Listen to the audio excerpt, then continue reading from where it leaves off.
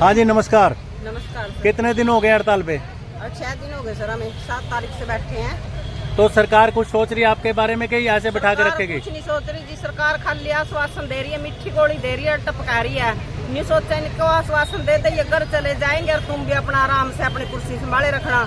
लेकिन हम सरकार को इस मीडिया के माध्यम से बताना चाहते हैं कि वो बड़ी बड़ी आशा नहीं है। ये गाँव में कार्य करती है, फील्ड में कार्य करती है, शहर तक जुड़ी हुई है लोगों को लेके।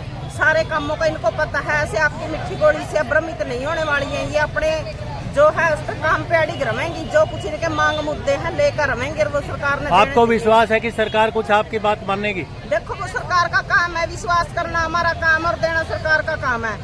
अब जो आप यहाँ बैठे हो, आपके पीछे से काम कौन संभाल रहा है? आशा वर्कर तो यहाँ बैठी हैं। कोई काम नहीं संभाल रहा जी, सारा कार्य ठप हो रहा है। झूठे काम बनाकर ऑनलाइन पिछले टिक्के ऑनलाइन करके दिए जा रहे हैं। सरकार सोच रही है काम जो करते हैं, जैसे बच्चे हैं, छोटे बच्चे हैं, 42 दिन तक उनकी घर पर देखभाल की जाती है, उनको वेट करा जावा, टेम्परेचर देखा जावा कि कितना है, सांस की दर देखी जावा।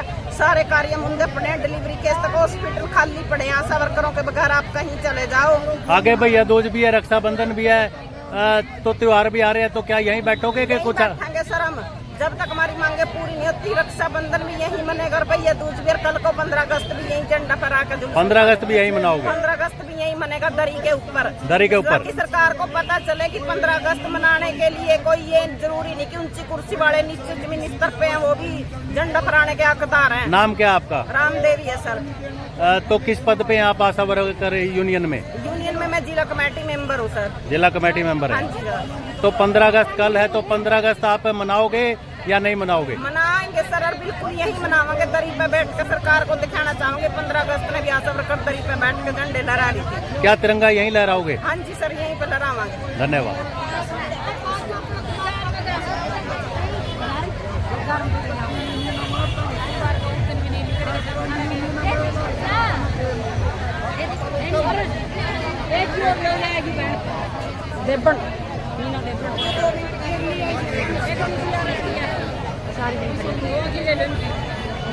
हाँ जी मीना, आपका क्या नाम है जी? मंजूरानी। मंजूरानी, क्या कहना चाहोगे? 15 अगस्त कल है, आपकी आज़ादी, देश की आज़ादी का दिन। आपकी आज़ादी कब होगी? हमारी आज़ादी तो सर उस दिन होगी जिस दिन हमारा न्यूनतम वेतन सरकार लागू कर देगी। क्या अभी गुलामी की जिंदगी जी रहे हो? हाँ जी बिल्कुल गुलामी की जिंदगी जी रहे हैं। तो जहाँ तिरंगा, हर घर तिरंगा की बात कही जा रही है सरकार की तरफ से, आपका तिरंगा कहाँ लहराएगा? सरकार को इतना तो पता होना चाहिए कि हमारे देश की बेटी सड़कों में बैठी है इस गर्मी में, इस तड़कती भड़कती धूप में। क्या उनको इस बात की शर्म नहीं आती कि तिरंगा फहराने के लिए कोई वहाँ पे बैठना थोड़ी जरूरी है? भी बड़े बड़े स्टेज या मंच सजाए जाएं, हमारा तिरंगा यहीं दरी के ऊपर ही फहराया जाएगा। तो कल आप 15 अगस्त यहीं मनाएंगे? हाँ जी सर, यहीं पे हाँ जी, आपका क्या नाम है? मेरा नाम आशा मीना। आशा वर्कर मीना, कोई नहीं। तो आप ये बताओ, कुछ कहना चाहोगे? मेरा नाम मीना आशा वर्कर है। और मैं ये बात, आपने पूछा कि मतलब हमारी आज़ादी कहाँ? हमारी आज़ादी है। अगर हमारी आज़ादी होती तो जो परसों किशन चौटाला जी देवबंद आए थे तो वहाँ मुझे मंच पे सिर्फ 2 मिनट की स्पीच बोलने दी, मंच से मुझे उतार दिया गया। नहीं, दुष्यंत के सामने आपको उतार दिया गया? हाँ। तो दुष्यंत ने क्या कहा आपको? उन्होंने बस यही कहा कि मतलब 6,000 रुपये बोल रहे हो आप, 4,000 रुपये बोल रहे हो, हमें तो सभी कर्मचारियों के बारे में देखना है।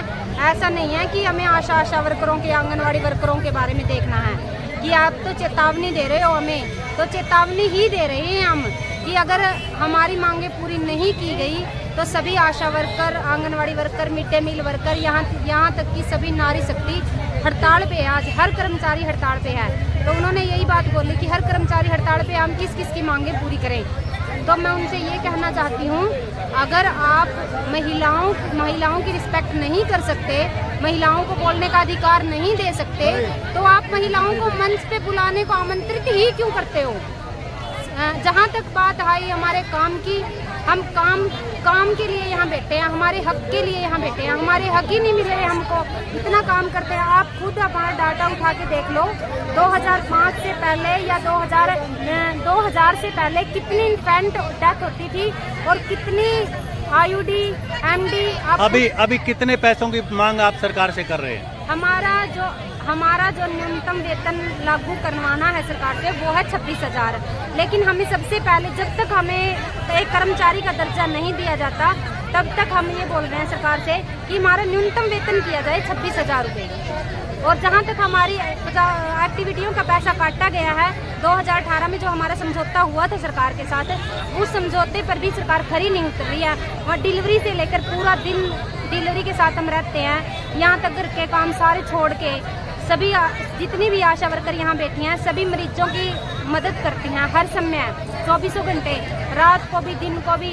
यहाँ तक PHC पे लेके जाती हैं, उसको GH तक पहुँचाती हैं, करनाल तक जाती हैं, चंडीगढ़ तक आशा वर्कर जाती हैं, साथ में हमेशा मरीज के रहती हैं। लेकिन फिर भी सरकार को ये नहीं दिख रहा कि वो कितना कार्य करती हैं। आप खुद देखो ना कि पहले होम डिलीवरी होती थी, कितनी डेथ होती थी घर पे, तो अभी आप डाटा उठा के देखो कि कितनी डेथ घर पे हो रही हैं महिलाओं की।